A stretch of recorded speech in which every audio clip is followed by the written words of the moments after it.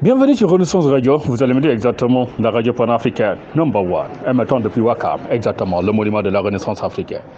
Le monument de la Renaissance africaine, exactement, un monument, vous allez me dire, inauguré en 2010, exactement, au mois de mai 2010, si je me rappelle, c'est le 25 mai 2010 exactement, qu'on a inauguré ce monument, exactement, de l'Afrique, exactement, qui symbolise la Renaissance africaine.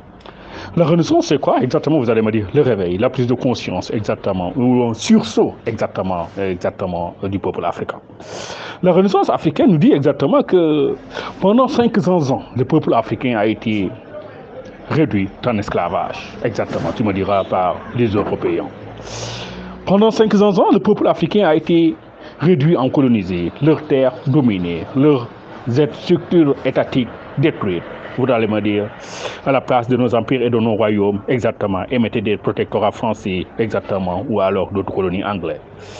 Vous allez me dire exactement, pendant 500 ans, nos peuples ont tout fait exactement pour accéder à cette liberté. Vous allez me dire le prix payé exactement par nos ancêtres, exactement.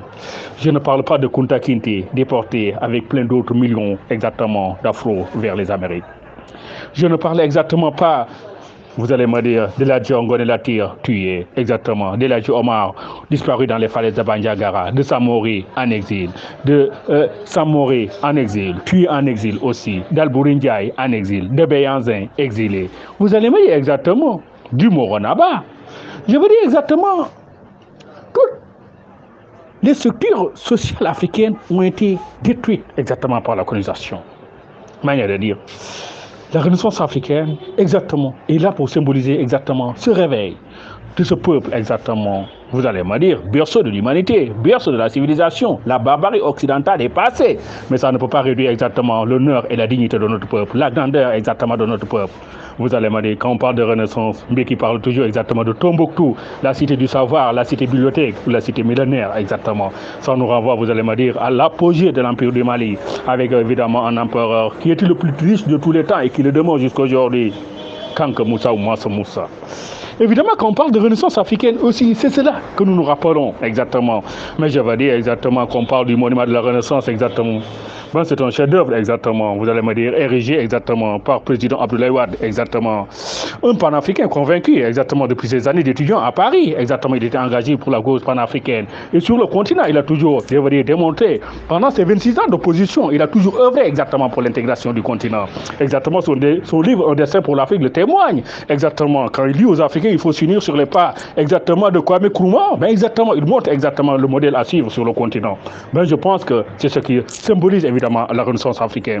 Le monument qu'il a érigé exactement pour les générations actuelles et les générations futures, c'est symbole exactement de ce réveil du continent, de cette prise de conscience que le peuple africain a exactement décidé de faire, exactement.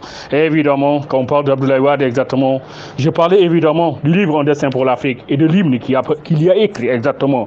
Bien évidemment, il l'avait appelé l'hymne pour l'Afrique, mais je vais dire, à l'inauguration du monument, exactement, nous tous, nous cantions exactement l'hymne qu'il a dénommé l'hymne de la Renaissance africaine, exactement, africain, combattant de la liberté.